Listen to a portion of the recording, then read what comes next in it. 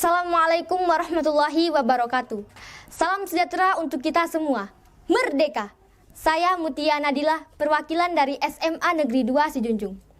Puji dan syukur kita ucapkan kepada Allah Subhanahu wa Ta'ala, karena berkat rahmat-Nya lah sampai detik ini kita diberikan kesehatan dan keselamatan untuk melanjutkan perjuangan bangsa. Dewan juri yang terhormat, para pendengar yang saya hormati.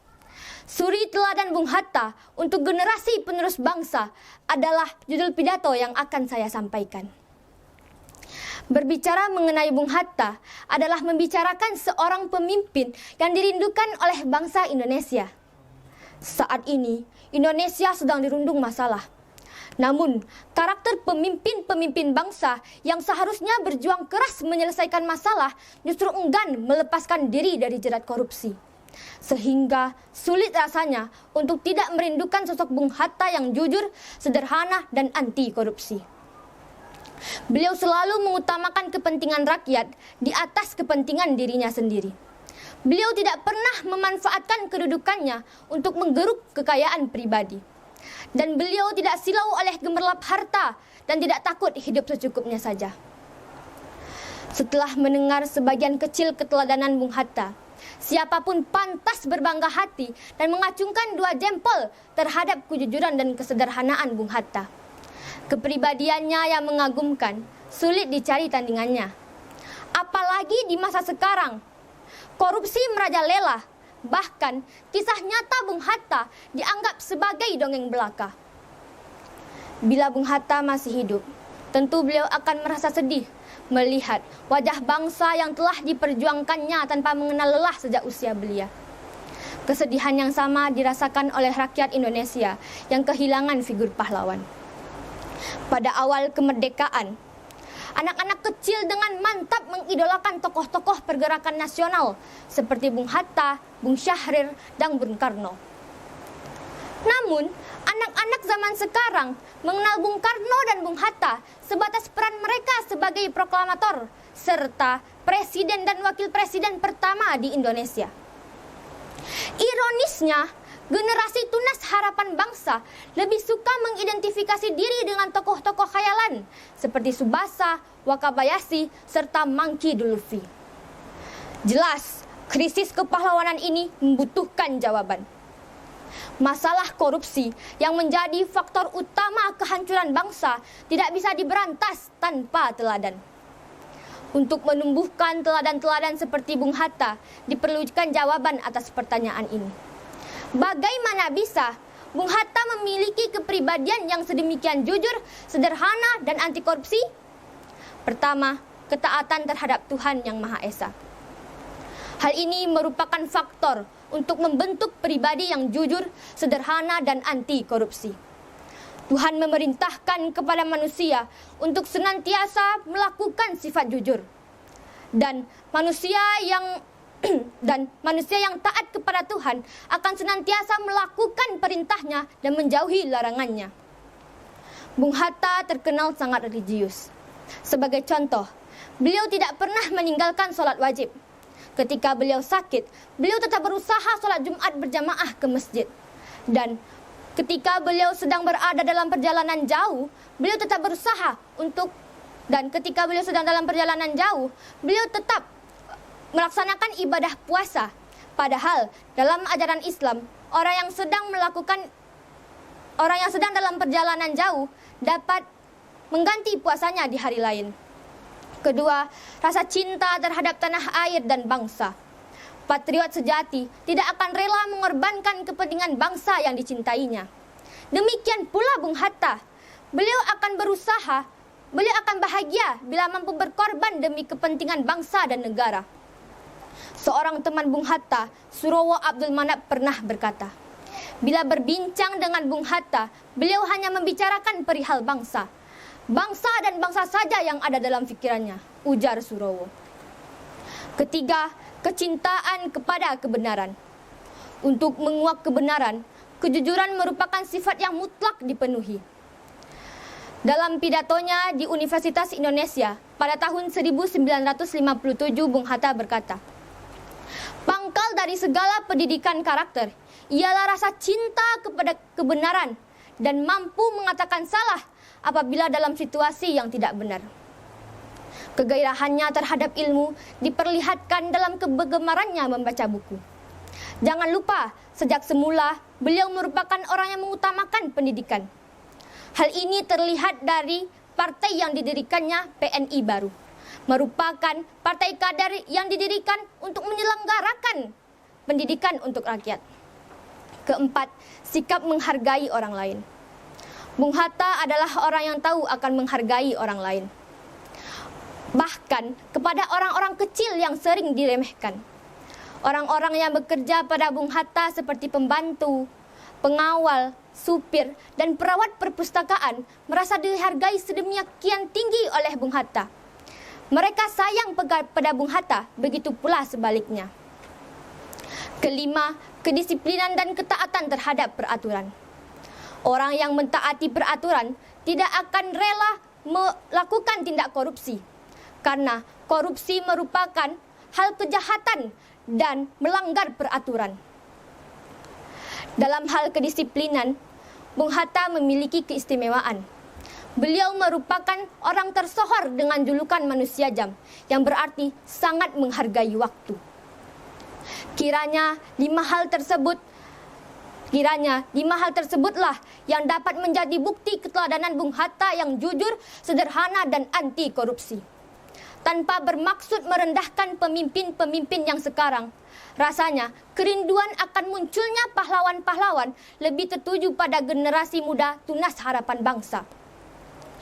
Kitalah generasi muda yang masih bersih dan dapat dididik menuju kebenaran.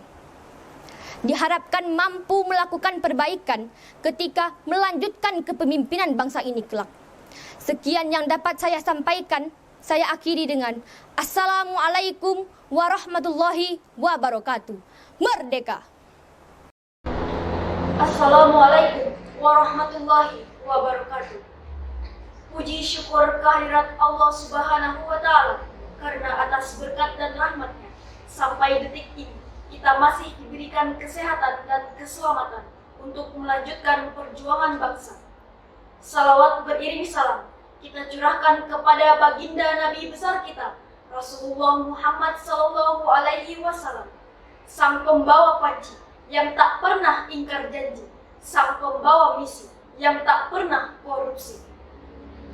Yang terhormat Dewan Juri Pidato Keteladanan Bung Hatta dan saudara-saudara sebangsa, dalam rangka mengenang keteladanan, kepemimpinan, dan kepahlawanan Bapak Proklamator Bung Hatta, pada kesempatan ini saya akan menyampaikan pidato saya yang berjudul Bung Hatta, sosok pemimpin yang dirindukan.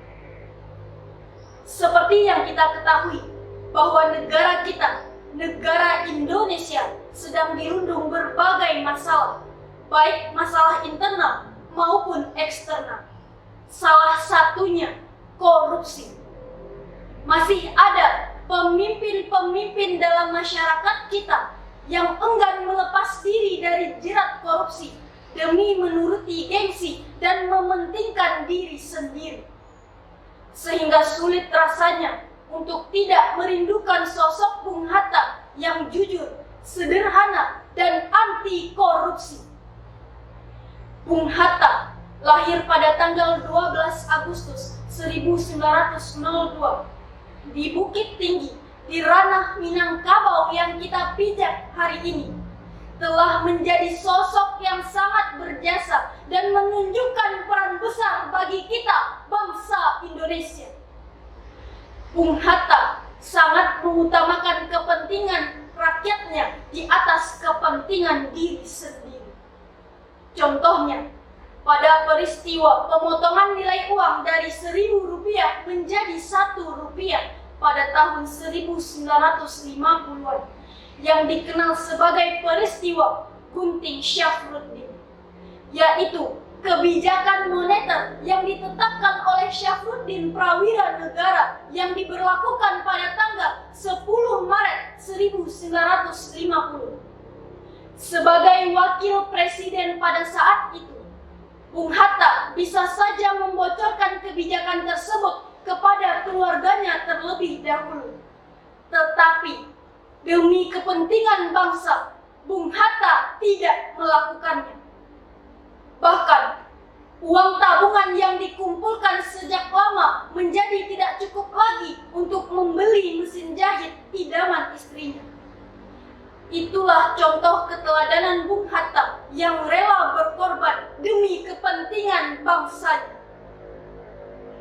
Dewan juri dan saudara-saudara yang berbahagia, dengan banyaknya kasus korupsi dan berbagai masalah yang terjadi di negara kita, tentu memunculkan pertanyaan, bagaimana bisa kita memiliki kepribadian yang demikian jujur, sederhana, dan anti korupsi seperti Bung Hatta? Pertama, ketaatan kepada Tuhan Yang Maha Esa. Sebagai seorang pemeluk agama Islam, Bung Hatta bisa dibilang masuk golongan Muslim taat. Berdasarkan kesaksian sekretaris pribadinya, Iwangsa Wijaya, Bung Hatta tidak pernah meninggalkan sholat 5 waktu dan puasa meski sedang dalam perjalanan dinas. Bertolak belakang dengan sebagian generasi muda pada saat ini, mereka senantiasa meninggalkan kewajiban beribadah. Bagaimana negara kita bisa terbebas dari para koruptor jika kewajiban beribadah saja tidak mereka taati, apalagi kewajiban dalam bernegara? Kedua, rasa cinta terhadap tanah air dan bangsa. Bagi Bung Hatta, perkara pribadi bisa belakangan dibandingkan masalah negara. Buktinya, ia berjanji tidak akan menikah sebelum Indonesia merdeka. Janji itu pun ia tepati. Kita sebagai generasi muda juga dapat mencintai tanah air dan bangsa dengan cara mempelajari sejarah perjuangan para pahlawan dan mewujudkan cita-cita pahlawan bangsa, seperti menghormati dan mengikuti upacara bendera, mencintai produk Indonesia, dan menjaga ketertiban negara. Ketiga, menghargai orang lain. Bung Hatta sangat menghargai budaya orang lain. Meskipun ia tidak ikut ambil bagian dalam budaya tersebut. Hal inilah yang dituliskan oleh Z dalam bukunya Cara Baik Bung Hatta. Dari cerita Bung Hatta, kita belajar begitu pentingnya menghargai orang lain, baik yang muda maupun yang lebih tua, baik yang dikenal maupun yang tidak dikenal. Keempat, disiplin dan taat terhadap peraturan. Dalam hal kedisiplinan, Bung Hatta mendapat julukan sebagai manusia jam karena beliau sangat menghargai waktu. Siapapun yang memiliki janji dengan Bung Hatta kemudian datang terlambat, Bung Hatta tidak akan mau menemuinya. Kita hidup dengan penuh aturan. Jika tidak ada aturan, mungkin negara kita akan menjadi kacau dan berbagai konflik terjadi di mana-mana. Sebagai pelajar, kita bisa memulainya dengan mematuhi peraturan yang ada di rumah, masyarakat, dan di sekolah. Salah satunya, datang tepat waktu ke sekolah. Dari keempat hal tersebut, kita dapat menjadi pribadi teladan seperti Bung Hatta, tanpa bermaksud merendahkan para pemimpin bangsa pada hari ini.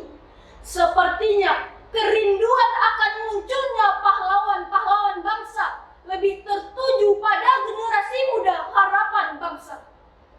Generasi mudalah yang diharapkan mampu melakukan perbaikan ketika mereka melaksanakan kepemimpinan di negara ini kelak. Saya sebagai generasi milenial mengajak saudara-saudara dan terutama generasi muda untuk memperbaiki kepemimpinan dalam masyarakat kita dengan mengamalkan dan meneladani sikap Bung Hatta dan siap bertahta untuk Indonesia merdeka. Demikian pidato yang dapat saya sampaikan.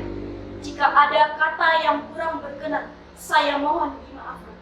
Akhir kata, saya ucapkan terima kasih dan Assalamualaikum warahmatullahi wabarakatuh.